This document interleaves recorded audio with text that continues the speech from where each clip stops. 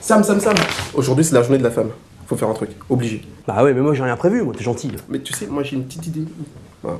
Tu vois, on est quand même sexy et tout, on peut faire un striptease. Un striptease? Ouais. Mec, est-ce que t'as vu ce ventre? Y'a rien de sexy là-dedans, non? Il nous faudrait quelqu'un, je sais pas, genre musclé, avec des gros bras, tu vois, un vrai bonhomme. Qu'est-ce qu'il y a, les gars? Ouais. Vincent... Ça c'est de la gonflette, tout le monde le sait, Vincent. La gonflette. Merde. Non, c'est pas de la gonflette. Qu'est-ce qui nous arrive, Vincent? On joue à ça.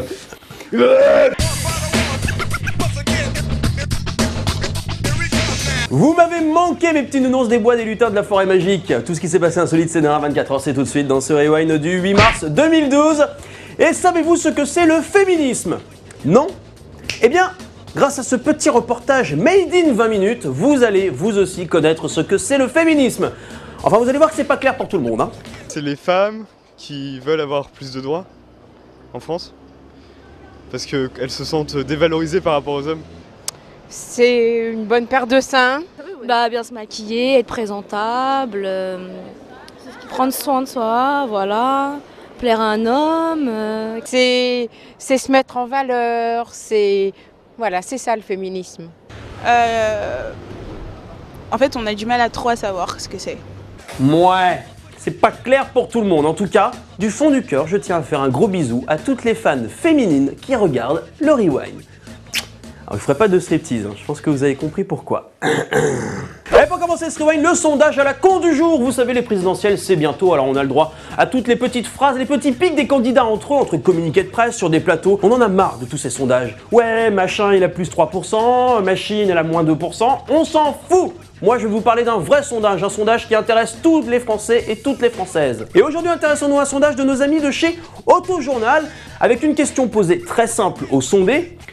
À quelle voiture compareriez-vous le candidat ou la candidate en jeu pour les présidentielles? Alors, Nicolas Sarkozy pour les sondés serait une Porsche, François Hollande un Renault Scénic, Marine Le Pen un Hummer, Eva Joly une Toyota Prius et Jean-Luc Mélenchon et Philippe Poutou une Logan. Alors décryptons un petit peu ça et vous allez voir que les ressemblances physiques sont en relation avec le choix des sondés. Alors Sarkozy, il est petit, mais il va vite, hein, un peu comme une Porsche, comme ça il adore l'Allemagne.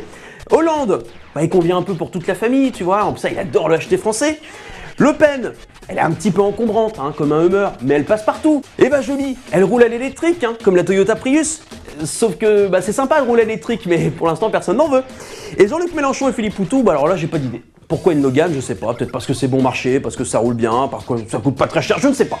Grâce au Rewind, maintenant plus besoin de choisir le candidat que vous voulez. Non, choisissez simplement la voiture que vous adopteriez pour la vie de tous les jours.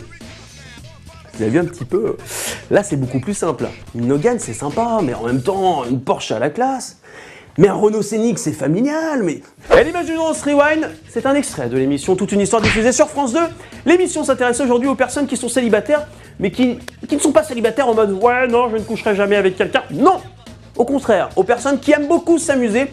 Et aujourd'hui, on va s'intéresser à une des personnes qui a témoigné dans cette émission. Et vous allez voir qu'ils s'aiment beaucoup, beaucoup. Moi, on me dit, tiens, super plan, j'ai envie de te revoir. Je vous jure, je prends mes jambes à mon cou, j'en repars vite fait. Surtout pas s'attacher. En fait, vous êtes terrorisé par l'idée d'un engagement. Non, je suis bien. Je suis pas un mannequin, hein. Attendez, si moi je me trouve bien. Je suis un peu comme certaines personnes, je me regarde dans la glace, je me dis, je me ferais bien l'amour tout seul. Hop! Alors, petite précision, ce que tu viens de décrire, c'est-à-dire envie de se faire l'amour à soi-même, ça s'appelle la masturbation. Voilà, je suis ravi de t'avoir aidé. En plus de ça, tu peux le faire n'importe où, quand tu veux. C'est peut-être ça, la belle vie. Et pour se quitter dans ce Rewind, une belle, une magnifique Minute Geek. Et dans cette Minute Geek, aujourd'hui, parlons d'une application qui va sortir sur iPhone et sur iPad. Et c'est pour les gens qui ont un petit peu d'argent ou qui aiment bien dépenser leur argent de manière inutile et qui ont un iPhone et un iPad de côté. Ça s'appelle Synthé Ukulele et vous allez voir qu'en vidéo, ça donne ça, vous allez comprendre le principe tout de suite.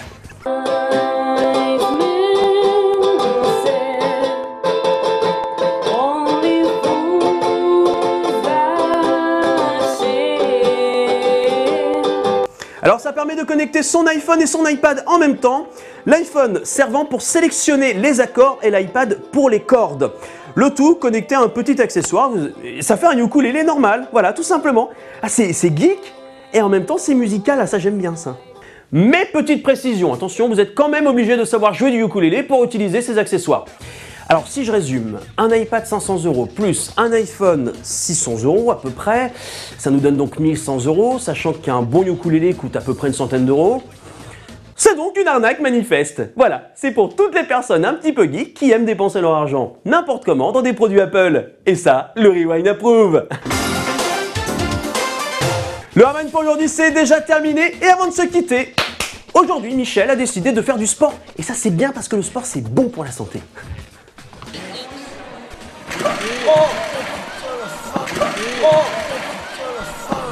Mais Michel ne connaît pas les distances de sécurité, bim! Ah, le pam! C'est un coup à vomir ça. Bonne soirée à tous et à demain.